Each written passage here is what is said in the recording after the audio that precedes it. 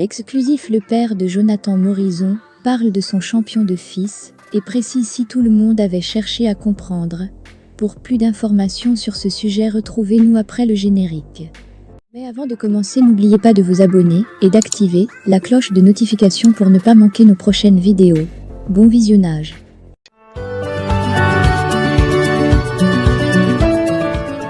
Après le succès du Tchin 2022, le père Ebenezer Morison, à propos de son fils Jonathan Morison, c'est un champion.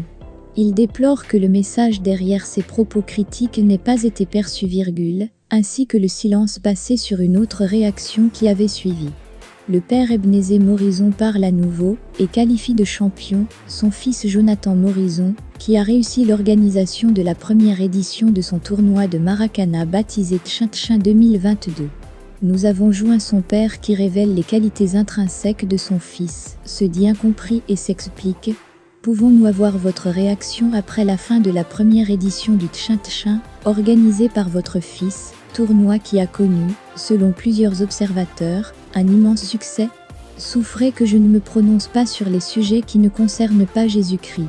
Pourtant vous vous êtes pourtant exprimé sur ce sujet auparavant. Et vous aviez même publiquement affiché votre désaccord avec votre fils?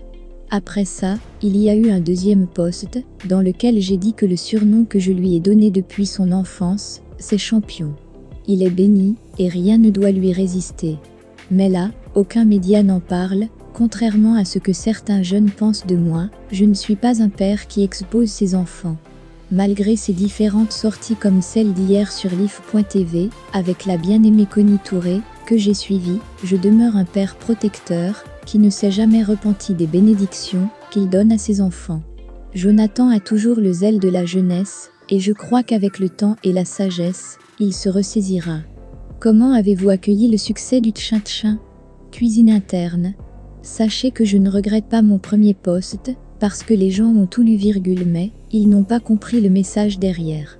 C'était le cri de détresse d'un père qui interpelle son fils qui refuse ses conseils, et qui n'en fait qu'à sa tête. Je veux dire, écoute les conseils pour ne pas le regretter plus tard.